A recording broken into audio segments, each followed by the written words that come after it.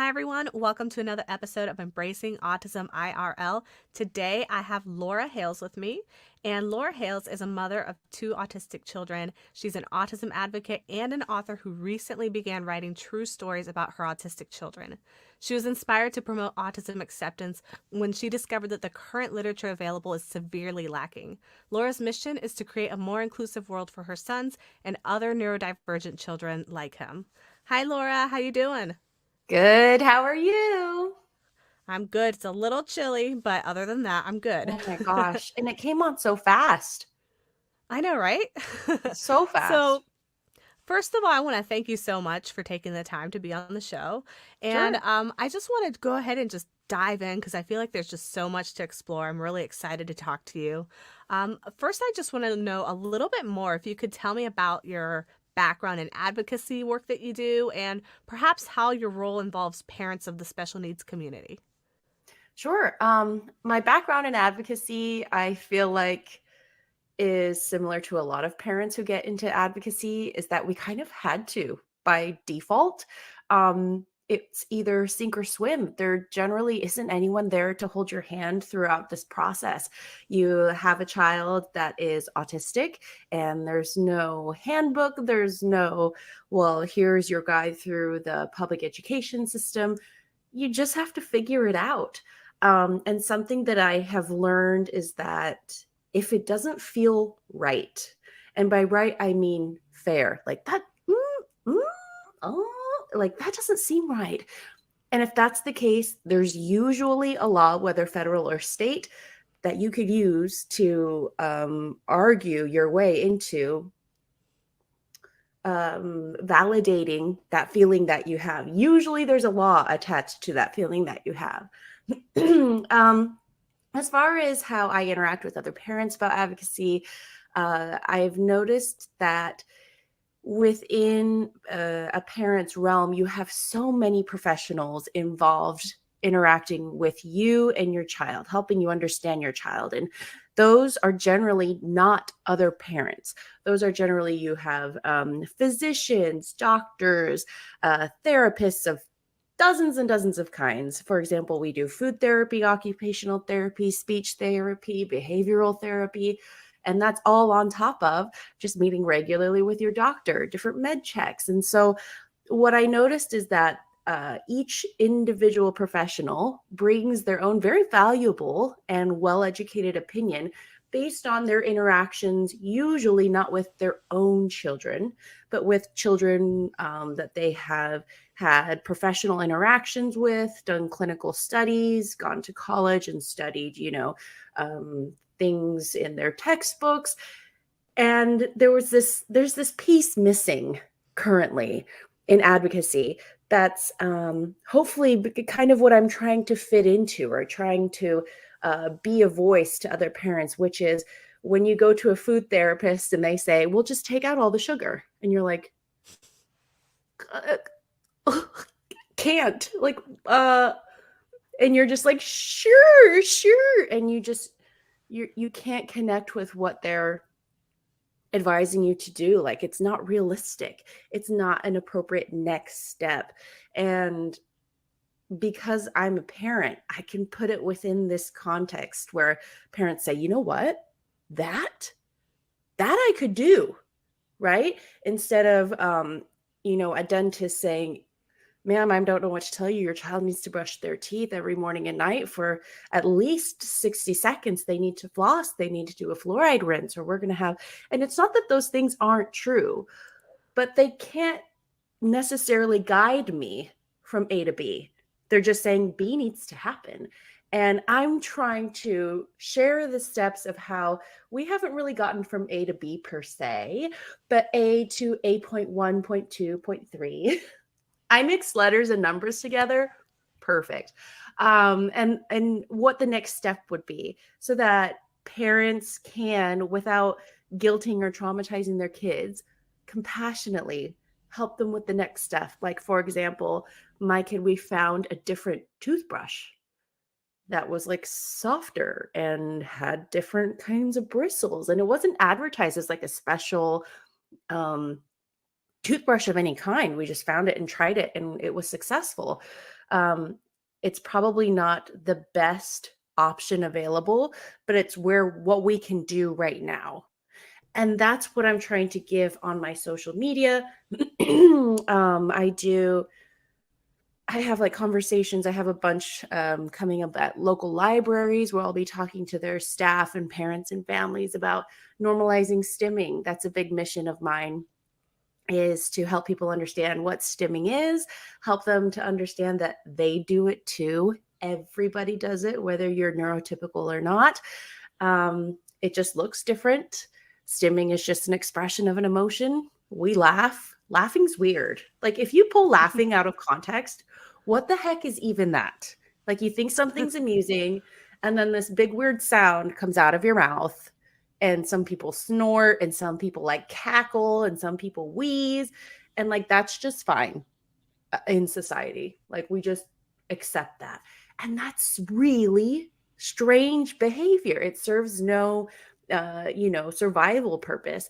And yet, my autistic friend laughs or expresses their humor by flapping their hands. And we're like, oh my gosh, what are they doing? That's like so weird and distracting. And then there's like Tanya in the corner being like,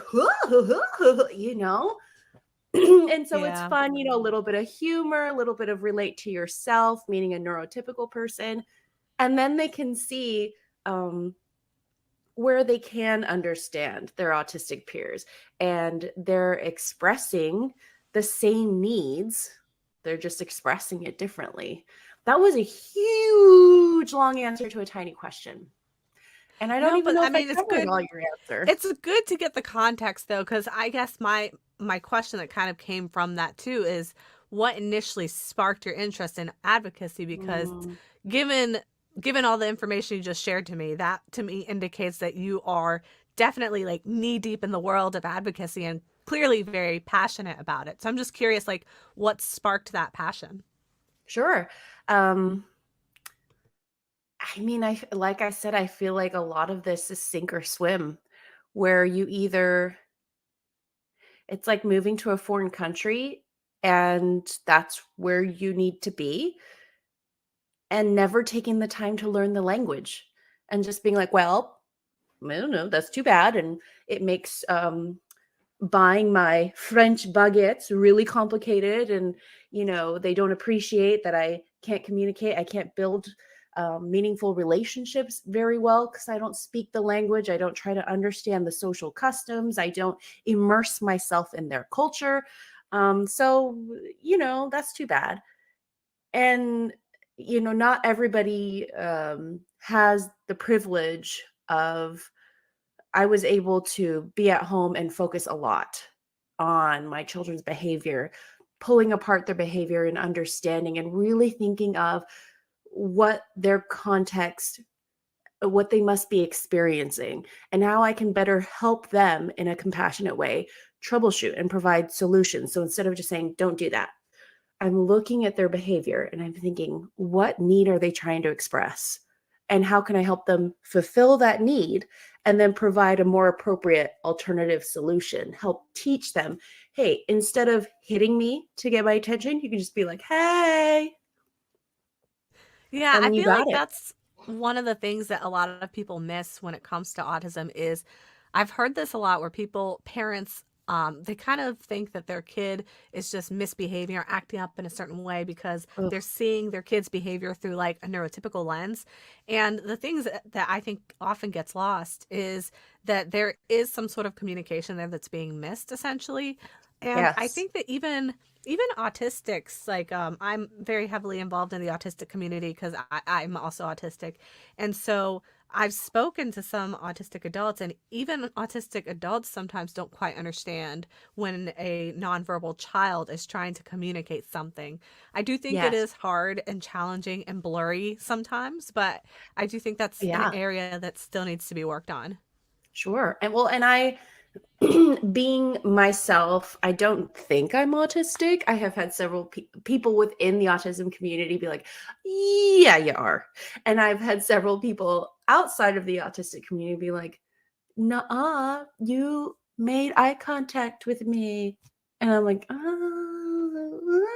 But, as a female who has moderately appropriate social skills, getting a diagnosis would be really challenging. Um, so for now, for all intents and purposes, being outside of the autism community myself, being someone who I think is not autistic, um, I hesitate to make any or state any judgments that I see within that community because it's not my community to be a part of. But I do think that it's always true that we always talk about how every autistic person is completely different. There are some, sort of lanes of behavior that we can relate to, you know, um, but it's like saying, well, because my experience as a verbal 22-year-old autistic man who went to college and has a degree and who studies computer science or whatever it is and has a successful job monetarily, whatever, um, it's like expecting that person to be like Rain Man. Like, first of all, ew, Rain Man, but also obviously, two totally different experiences. And I think it would be like me saying I'm a mom. And just because I'm a mom, I understand all other moms. And Yeah, it's that's like, actually a really good example. I haven't thought of it that well, I way, but mean, that's like a great way to explain it. just because, I mean, there are some things that I could, maybe more understand than maybe someone who hasn't had children at all. But to speak on other mothers' behalf and say, I understand because I'm a mother, hello. So I understand their voice completely is like, but then you're discounting what um, what a lot of the autistic community also really tries to advocate for and get people to understand is the variety of what the spectrum is. And it's so many different interests and skills and struggles and needs that aren't met and different ways of life. And so I think anytime anyone speaks on someone else's behalf without not treading lightly, I don't know what the most accurate or appropriate way Without to being say it. cautious about how they're like talking about what they're talking about, essentially. Sure, or just, just cushioning it with,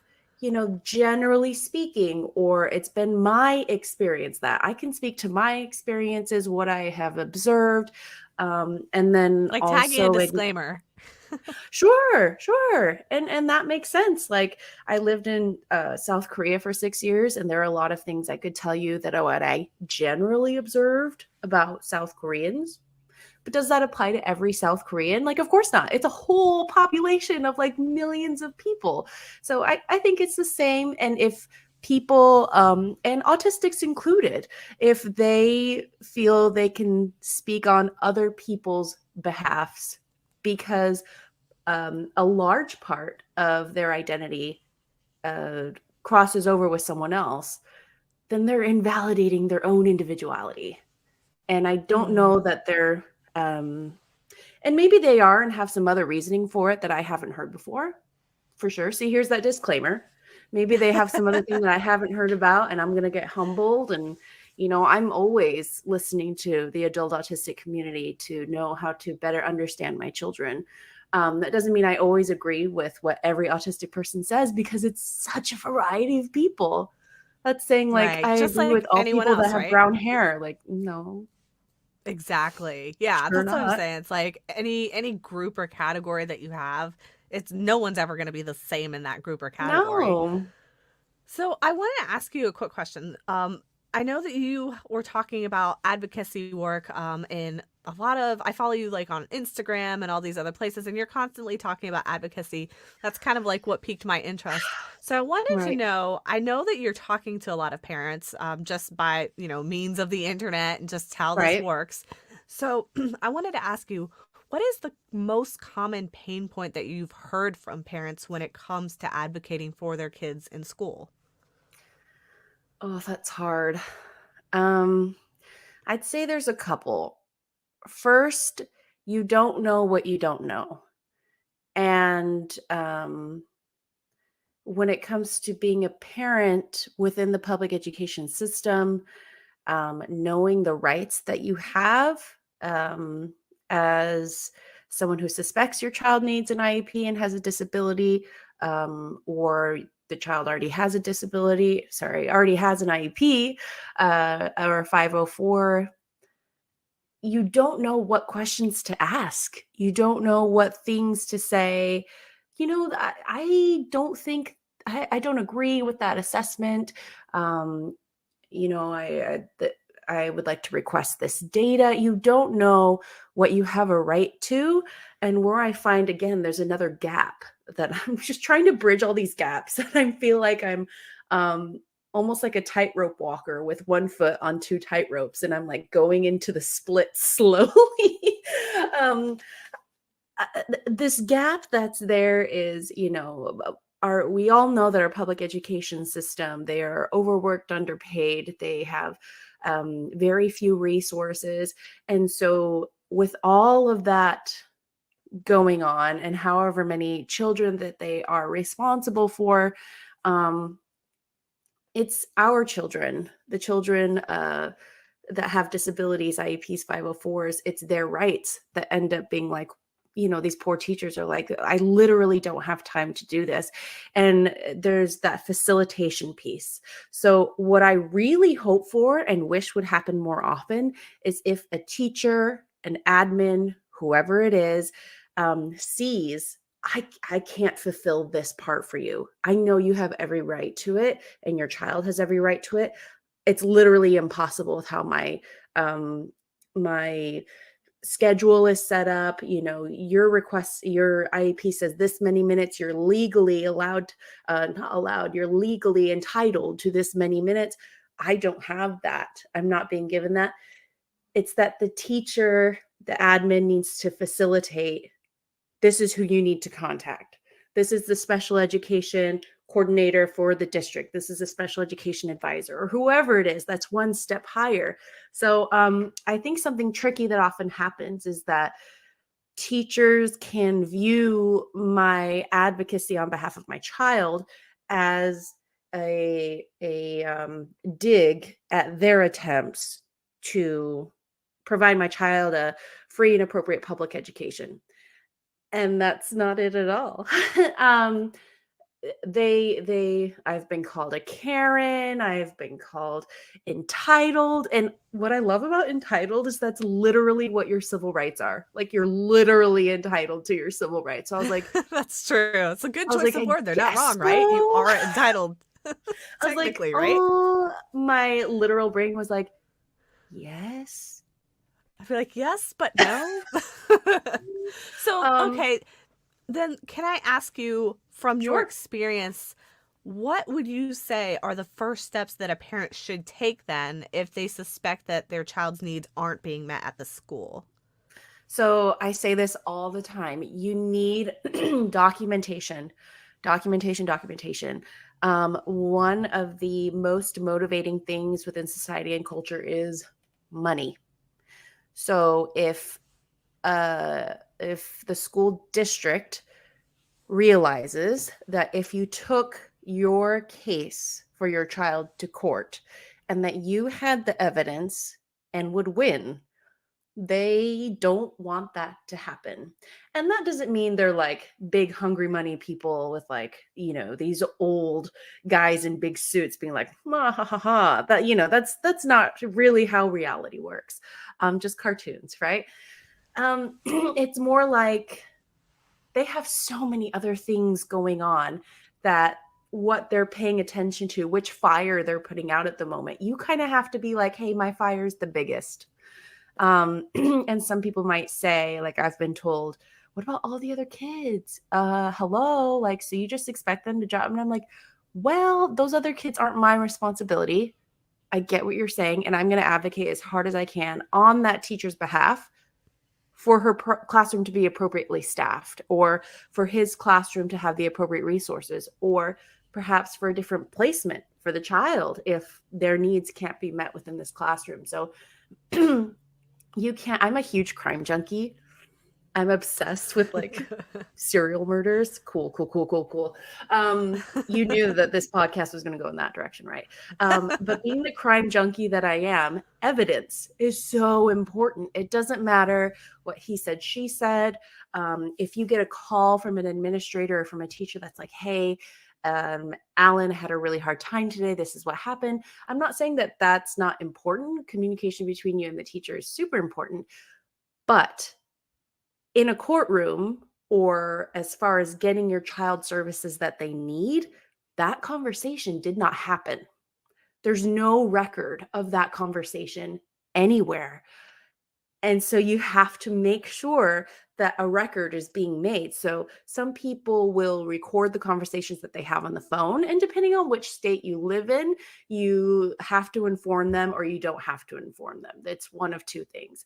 But you can say, hey, I'm going to record this conversation for, I think most like really annoying telephones, like spam callers will be like, I'm recording this conversation for, you know what I'm talking about? For like, Yeah, like the legal blah, blah, jargon blah. stuff Like I for got one for record my purposes contacts or today. whatever.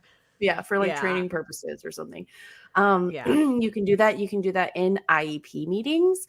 You can let them know I'm going to be we'll be recording this as long as it's 24 hours in advance. And that's in I most will states. There are say, some states that don't. I noticed that, like, in an IEP meeting that I was in with my kids, I learned that you could record the sessions. So the first one that I did, I didn't record. And then the second time when I told them I would like to record, Whole they different kind of ball act game. differently. Yeah, it's very strange. It's like it gets suddenly very like different. I don't know, but like attitudes definitely change when you suddenly say you're recording something. Isn't that? I mean, I guess I get it, but isn't that shocking? Like you'll It's notice everyone strange, gets yeah. real quiet and they think real carefully about what they're going to say because now they can be held liable for what's being. It's like this sounds again crime stuff, but because we're talking about court proceedings, we're talking about legal proceedings. I think that's what people and parents don't understand. We're not talking about you're trying to get your daughter in the best dance school. We're talking about legal proceedings and you're making legal decisions on behalf of your child. So honestly, in my perfect world, I think it would make sense. Like you are afforded an attorney when you've committed a crime and you can't afford one yourself. I think you should be afforded an attorney, legal representation, because you are dealing with legal matters that are very serious on behalf of your child. But because Yeah. generally it's just mom or dad who's popping into the meeting and being like, I don't know what's going on. They're saying, Judy, my child, sucks at this, this, this, this. They're hitting, they're kicking, they're biting, they're screaming. We don't know what to do with them. Sign this paper. And you're like, I'm really sorry about that. Okay. And again, like I Yeah, said I before, feel we don't know what we don't know. So we don't know what rights we do have, what to ask for next. Well, wow, it sounds like, Judy's really struggling in class. It sounds like we need to reevaluate their accommodations, their access to different resources and tools in the classroom. Can you give me the data that you've been collecting? And usually they're like, oh, we haven't been collecting data. And you're like, then how are you making any of these decisions? So many things, but I'd say documentation is the absolute thing that, I mean, that's how all cases get solved, for example, and that's how you can prove to people who aren't in the classroom. So the powers that be. So when you appeal to the teacher or the administration, generally they're going to say to you, sorry, there's nothing we can do about it. And they generally do mean there's nothing we at this local school. I think for many parents, they interpret that as we, as a public education system in America, can't do anything about it. And that's not accurate. So I think we kind of take that as, well, I was told no, so I guess I have to homeschool forever. I guess that's my only option. Instead of, oh, okay, I hear you saying that, this may not be the appropriate environment for my child or the appropriate setup. So can you tell me who I should contact next within the district? That transitional piece, that connecting piece is what's missing. And I'm one of the Mhm. few people that like knows that piece. And that is what, is a catalyst to like everything else. It gets it to the people who can do something about it. So I'm not requesting that teachers do things that are impossible or outside of their job. I am, I don't know that I'd even say requesting. I am like really kindly demanding, like not like demanding, but like I am demanding, it is our right, the appropriate documentation so that we can have my child's free and appropriate public education, which is his civil right. It's not like an extra. It's not like a whipped cream and cherry on top of your ice cream sundae. It is, I ordered an ice cream sundae and I'd like ice cream. It's like That's it's true. I it's mean, the that's true. basic of it. Yeah. That's true.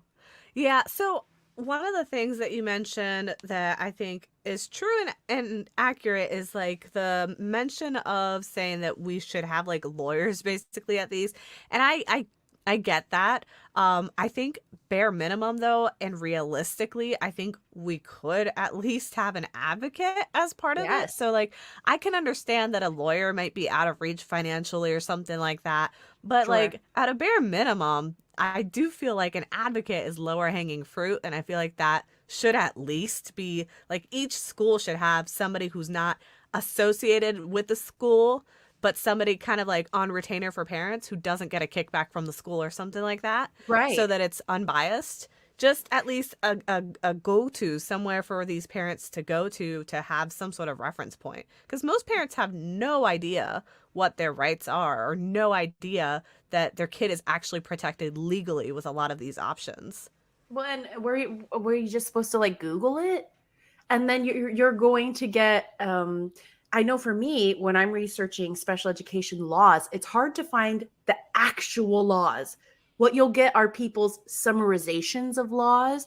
So in every IEP meeting you get, it's usually state requirement that they present to you your rights as a parent for these procedural meetings or something. It's a packet.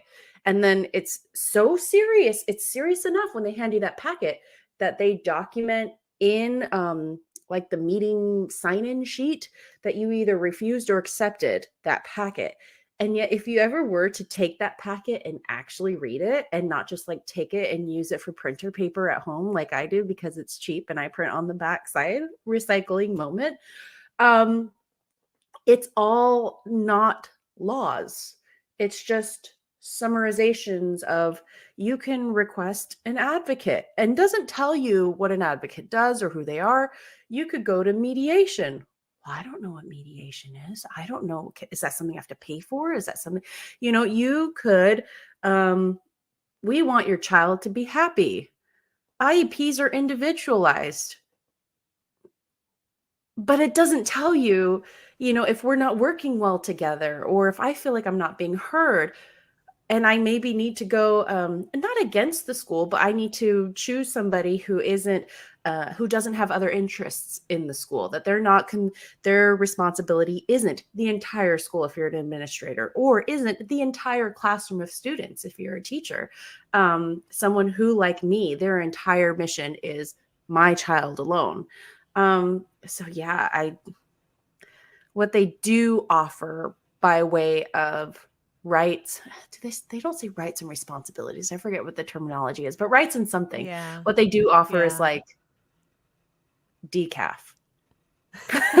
So you then know? let's dive into it then. What are some rights that you'd like to highlight for parents when they are trying to advocate for their child at school? Sure. So you have a right to the data, and data is information that's supposed to be collected on your child.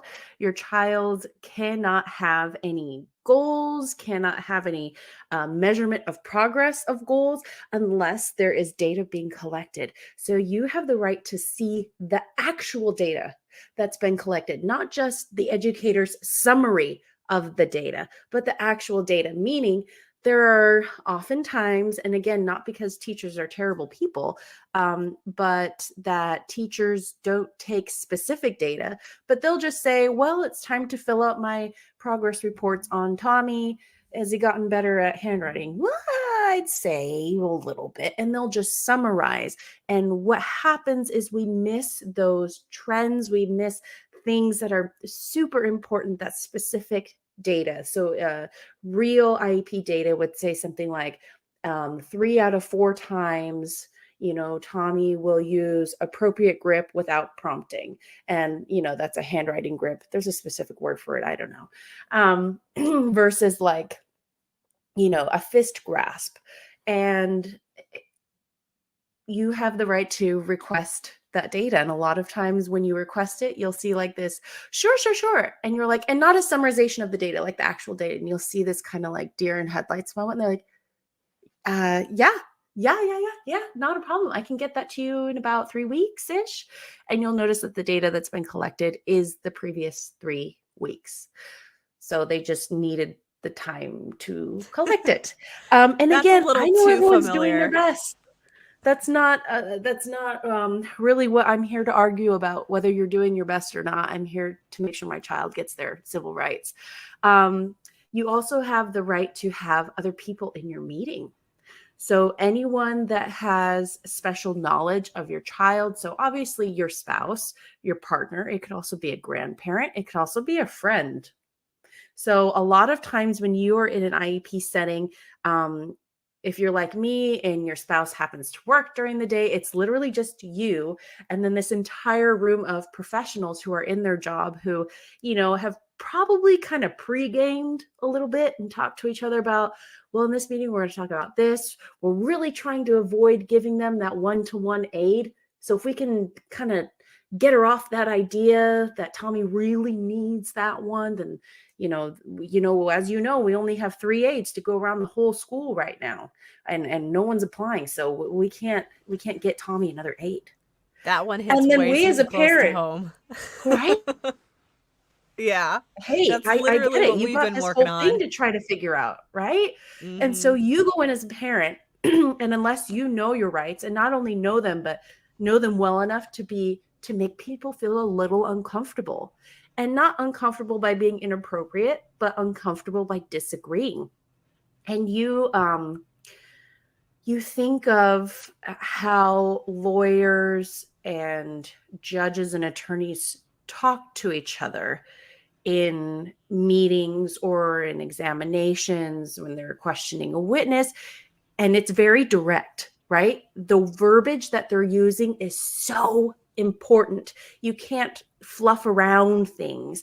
And what's tricky is that, like in American English, we fluff around things all the time. And I know a lot of my autistic friends are just like, can people just like talk straight? Like Oh, if you yes. say, hey, you want to go to lunch? And I'm like, not really interested in lunch. And I'm like, nah. And that suddenly you're like offended. I'm confused because what just happened here? And how did we get in a fight? And then the neurotypical person's like, you don't want to hang out with me and you hate me. And the other person's like, I didn't feel like going to lunch. And that's we take that kind of conversation out of legal conversations. And so I know for myself, I've learned to speak legally, which is very kindly, always appropriately. I never get super heated or animated or even very emotional. I'm very specific about my verbiage. I go in there knowing what verbiage I need to get on the record, certain things I need them to say, whether it's the school nurse or whether it's the teacher. And then once I get that on record, I know, okay, I've just gotten this violation on record. This is another thing that can show my son's free and appropriate public education is not being served to him at this location. But again, a lot of times people aren't used to that kind of, I don't know, just be positive attitude. So, Like, don't what would you complain, It's like, that's not what I'm doing. so what would you tell, I guess, parents what technique or buzzwords or what do you think that they should do in terms of approaching an IEP meeting when they feel unheard in that meeting? Because I know, like, for Sure. me, for example, I'll go to IEP meetings. I know my rights. I'm talking to them. I'm trying to tell them like what I know my kid needs. And they're always coming up with some sort of like excuse or not quite saying no, but also not saying yes, and then trying to give a reason as to why that might take time to consider. I think you probably know the dance I'm talking Yeah. about. And I think that's where the not super direct language really fails us. Um, is because, like I said, they pre-gamed and they have an idea of what's going on. So some of the verbiage that I would use is FAPE, free appropriate public education. As soon as you start talking about FAPE or free appropriate public education, their little antennas should start kind of whirring and saying like, oh, they're talking about like rights. We're talking legal. We're not talking about what you would like him to have. You're talking about what they're legally entitled to as a child that lives in the United States. We're talking legal stuff so that they get a little more careful, and so they're not going to say, I've gotten a lot of messages from parents where an administrator or a teacher will say, oh yeah, we don't do one-to-one aids here. And I'm like, did you get that on record? That's always usually my follow-up question. Oh, did you get that on record? Because if you did, you've got all the evidence you need that this is not the appropriate placement, or that they're making uninformed false statements where if the child requires a one-to-one aid, they get a one-to-one aid. That's like saying that this child in a wheelchair, oh, we don't do wheelchair ramps here. So, and Yeah, just that was expecting that to be actually like, okay, I guess they that don't was do ramps actually here. So very similar to sorry. I think no, that that was actually very similar to what was going on with us. Like we have been struggling with our eldest who is supposed to have like supervision on the playground equipment because she has hypotonia and other issues. And mm-hmm. she's gotten hurt 4 different times already, including a head injury. And they were not able to tell us what happened because for that split second they looked away. And so I'm just Aha. like a bit frustrated because I'm like, okay, that's a violation of the IEP. Yeah. If you And do you have didn't that? look, that Just means they this weren't is exactly what I supervised. do in a consultation. Like, do you have that documented that they're like, I looked away for a split second? Or did Yeah, and of they course that's not verbally converse documented. They're that not to you? gonna yes, the verbally, they're not gonna document that they did something wrong. So So like that's the sometimes, part that I feel like is hard. sometimes when that happens and it's a fresh experience, I'll tell the person, go back. Send them an email that just says, hey, I just wanted to make sure I understood you correctly today, where you said that you had looked away for a moment. And that's when Mackenzie, I don't know, bonked her head. I just want to make sure I understood that correctly. And if they were like, yes, that's accurate, then you have it on record that that's what happened. If you're like, oh, dang, we didn't get it written down, then it won't happen. But there are ways to follow up. And I follow up every phone conversation with, I just want to make sure I understood. Depending on whoever you're working with, the amount of time you feel like they may have, thoroughness, whatever, I would summarize it myself, what I understood, and then check with them because sometimes they don't have time to put in all the effort to rewrite everything that they have told you. So sometimes they're a little more appreciative, cooperative if you're like, did I understand this correctly? And if they say yes, it's on record that yes, I did look away when that happened. And then you have violation 1, 2, 3, 4. And again, those violations get taken up. And it's not necessarily that that means that teacher did something wrong. What that may mean is that teacher has too many other responsibilities. It may mean that that teacher requires additional training. It may mean that that teacher requires additional personnel or people within her group of responsibility sharing that she can say, hey, I'm getting a phone call from da da da da. Can you watch Angela for 5 minutes? So that's not necessarily to say, okay, teacher, you failed. That's to say, whatever the plan is, we're not getting all of our bases covered. So this is Yeah. evidence that not all of our bases are getting covered. But people tend to take that personally. Yeah, unfortunately, I feel like IEP meetings feel more personal than they probably should feel. But I know Right. like that's definitely been our experience because like we're in a rural area and so the resources are very limited. And I totally feel for these teachers. Like Right. there are not enough aides to go around. There's not enough staff to go around. There's way too many kids. Like our kids at our school, they actually shuffle them around a bunch of different buildings and facilities that aren't Mm, even on the school campus because there's not enough room. So like I totally get it. But at the same time, I have to be advocating and on the lookout for my child's safety. Like if my kid is getting of head course. injuries or things like that. So like that I think is like that delicate and frustrating dance when it comes to the IEPs is like we know our kids need to be protected regardless of whether or not those resources are there. Like each child when they're in a school system, each special education child is tied to funding and that funding Right. goes to the school. So Right. by default, that resource is there. It's just like where is it Right. being allocated? Right. Well, and some of the verbiage, back to the original question that you had asked, some of the verbiage again that may be helpful, apart from FAPE legal verbiage, would be, yeah, that's not acceptable. Like that's pretty finalizing. That's not just saying, I'm not sure that I agree with that. Or, there's so much wiggle room and grayish. But if you say, I find that unacceptable. I don't feel that that would be an individualized education program for my child or an appropriate educational program for my child. Or, I disagree with that summarization. I feel that the data, and always reference the data. If you, for example, if you're in a debate team, I was going to say debate team. Obviously, I should not be in a debate team. If you're in a debate team and you're spitting out referenced facts, AKA evidence, versus, well, in my opinion, like seagulls are the best birds. So, you know, take it.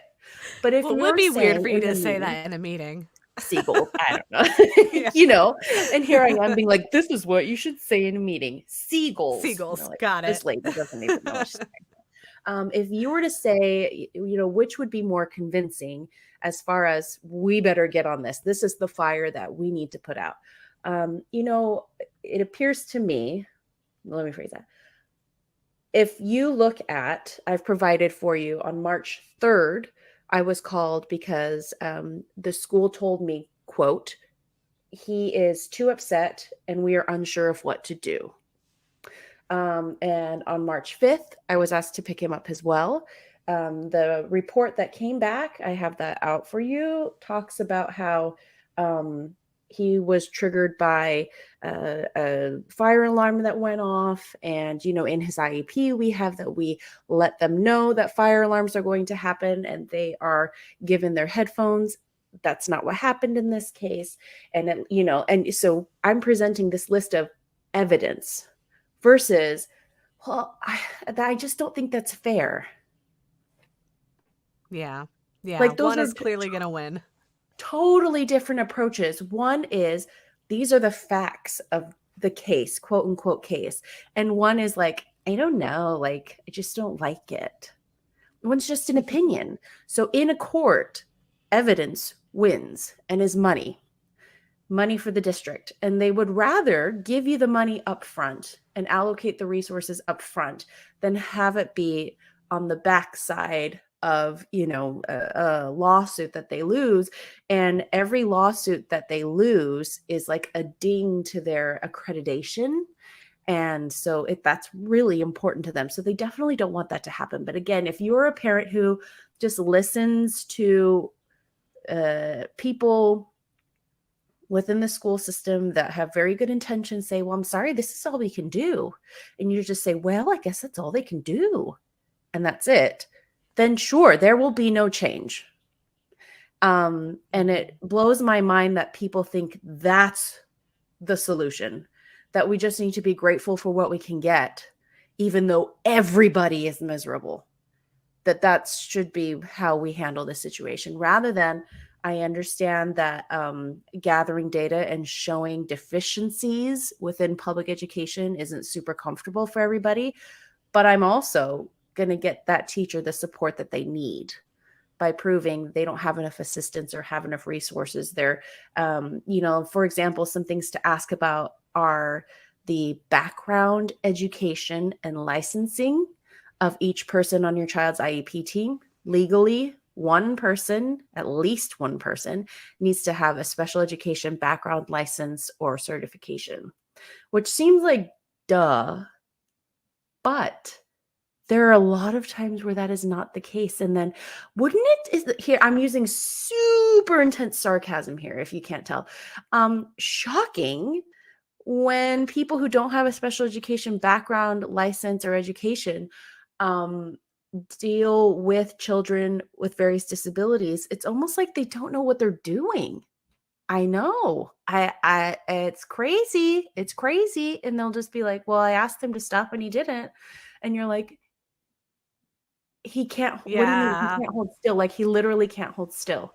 Like, well, he Yeah. fidgets a lot. And I'm like, oh, and That's is part there of a it. problem? What's Yeah. the problem? Yeah. I've Uh, definitely experienced that where, like, when my kid had like their first experience at a public education system, they had this kind of like red green system of like behavior. And my kid was getting dinged for like red behaviors for things like running away when they are elopement risk and it's on their IEP, or like things like volume control of like shouting or whatever with their voice. I'm like, yeah. they're autistic. That's part of interoception. Like, Yeah. so it's frustrating because the teacher actually is like a special needs teacher, but I think maybe they're not keeping up with their what are they called, CEUs or See things like you, that. I sure. don't.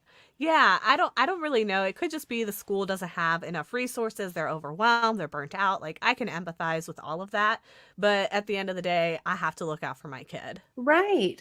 Well, and something that I've said before is that, the deficiencies within the public education system should not lie on the shoulders of my child's civil rights. So, look, I get that there are deficiencies. That's what I am making apparent, that it's my child with a disability that has to just like kind of put up and shut up. Out of all the people involved in this part, the most vulnerable person is the one. No, no, no, no, no, no, no, no, no, no, no, no, no, no, no, no. And sometimes like we don't think about it that way. Like we all think about, but what about me? But the whole educational system is set up for each individual child. That's who we're here for. Like that's the Mm-hmm. whole purpose of this entire system. And yet we're going to be like, well, they're different. So like, they should just be grateful to like be among us, elite Yeah. normies. I don't know. Ugh. So let me like do a complete 180 here and give you a Sure. chance before we wrap up, because I want to make sure that we hear about your book. Like I Sure. mentioned earlier, Laura is an author. So could you just tell me a little bit about your book, maybe a little background, and where listeners can find them? Sure. So there are two books. The third one will be published this year. The first one's called Alex and the Drummer. Let me grab them for you. I know if you're just listening, you can't see it. Just imagine the most amazing book cover you've ever seen in your whole life. That's what it is. So, Alex and the Drummer, and there's my son Alex, and he has headphones over his ears. And these are all true stories. So, what most people appreciate is the relatability of these stories. A lot of, I talked about the deficiency within autistic literature for young children. And that's why I wanted to share what we have experienced. It was either portrayed as this toxically positive superpower, which it's like, I mean, they're just like every other skill and struggle. There are things that are like really cool that, this is how I experience kind of my version of being autistic. But also a lot of things that are really hard. And to pretend like it's all this positive superpower is just um, really discounting the struggle a lot of my autistic friends and my kids struggle with, and that this community and world is not designed for them to feel comfortable at all. And so I think to invalidate that is a huge disservice. So it was either that, and that is not the message I want to give my kids, or it was that the whole book is about they are autistic. So James is autistic. That means his brain is da da da da. That means the wiring in his brain, sometimes he hears things that are deaf or loud, and that hurts him. And it's not that that isn't important. It's very important. I just think we've done that. And could it always be done more? Of course.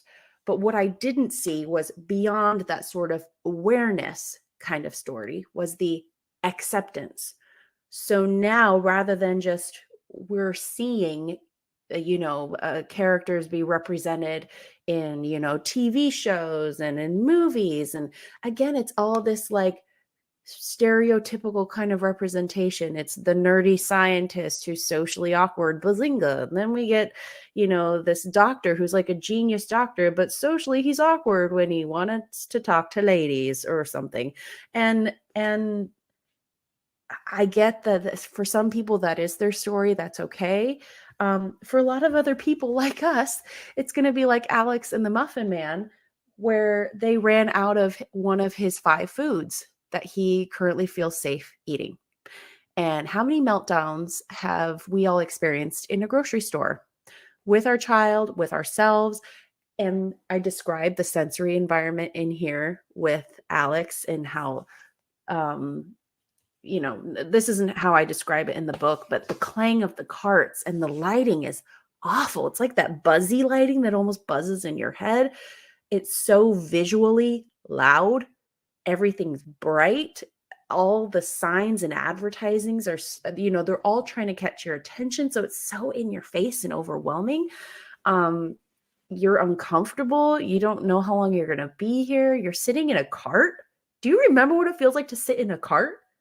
With that back part like jabbing into your spine, like, oh. So again, we ran out of one of his preferred safe foods. And one of the reasons that I wrote this book and books like them is, for example, my editor, she's fantastic. She's not closely associated to the autism community. And so there's one part where I describe how other foods feel to Alex. And he describes it as feeling, these muffins are important, very important. Most other foods smell too icky, feel too slimy, or look too broken for Alex, but not his muffins. Like me, they are his perfect match. And she took that bit of writing and had originally just said picky. Like he was picky. That's not the same thing. I mean, it kind of is, but not quite.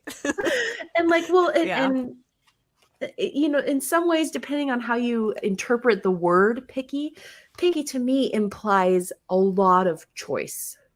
A lot of, well, I'm just kind of choosing. I don't really want to choose that one. Nah, no thanks.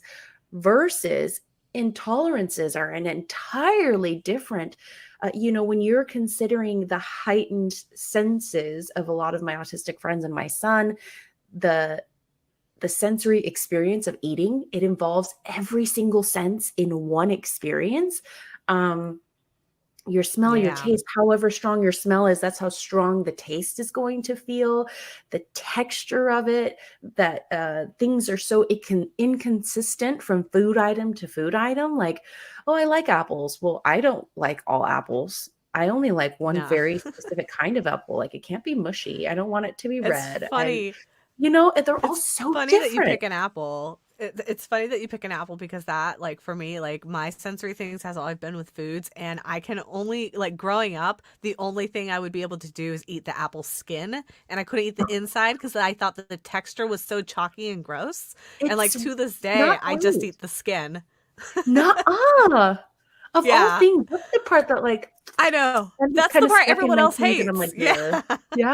Everyone always cuts off the skin. You that you, like, still at least were willing to find out that you did enjoy the skin, good for you. That's true. So but where can my listeners find your books? Sorry, so I want to make sure they get it. No, please do. http:// alexandthedrummer.square.site. And I also have autism apparel. I have like shirts and sweatshirts. One of my favorites is just says, I'm just neurospicy. And the letter I in spicy is Tabasco sauce, like a hot sauce. And it's kind of reclaiming when people are like, well, is it mild autism? It's like, ooh, no, we're not talking about like, if there's mild, there must be medium and spicy. So I guess I'm spicy. I'm spicy, neuro spicy. So putting kind of a fun spin on something that's otherwise socially kind of cringy that people tend to do, and saying like, yeah, I am neuro spicy, super spicy. Kindness theme shirts, and there's some educational tools on there. I have a podcast of my own where I talk about advocacy. I answer listener questions. We talk a lot about potty training because it's whatever people ask me, and that's a hot topic. A lot of basic functioning skills, a lot of understanding behavior.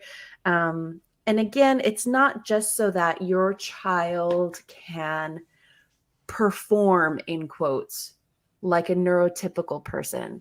That is not a goal that anybody should have for their autistic child. Even for your neurotypical child, it should not be for them to perform in a way that you as the parent want them to.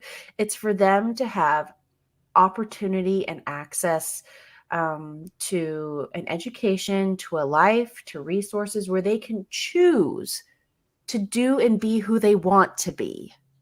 And I think that's another kind of shift that's a little different, that a lot of the sort of toxically positive autism kind of things may steer toward. Like, my son now speaks, and they speak in conferences, and they went to college, and that's great. I'm not saying that's not great, but that's not in the cards for a lot of my autistic friends, or maybe they don't even want to do that.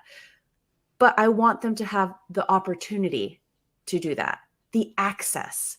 I want to have facilitation. I want to be able to facilitate whatever any other person has the right to. I want my child to have that exact same right. Yeah. I mean, I think that's a great way to wrap things up because really that is advocacy in a sentence there. That's advocacy. And so that I'm so thankful for you to come on the show, and I'm really appreciative of all the information you shared today. Before we leave, I want to share Laura's link. She's got a group on Facebook that's well over 1,000 people on it. So if anybody's interested, we have a link here, tinyurl.com/thedrummerstories. And again, the other link for our audio listeners for you to snag your copy of Alex and the Drummer is alexandthedrummer.square.site. And those links will be posted in the video description of this episode as well, so you can check that out there in case you are not able to grab it via audio.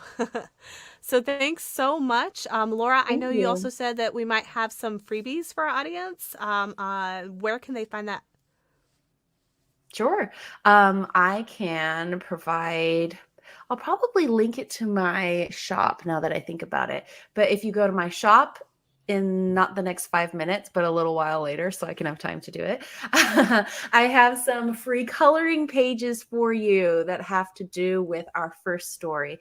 They're super cute and sweet. It shows my son Alex again with his ear noise defenders on, and that representation of feeling like, oh, you know what? I wear those. I've never seen a kid in a book, or I've never colored a picture of somebody who's wearing, they're not like listening to music or jamming out, that they're helping their body and their feelings feel safe. Like, that's me. And that representation is priceless. Awesome. So I will make sure to have those links again in the description of this video. And everybody listening or watching, you can feel free to snag your copy. Thanks again, Laura. I really appreciate you taking the time to be on our podcast. And I You're so hope you welcome. enjoyed it Thank too. you. All right. Have a good one.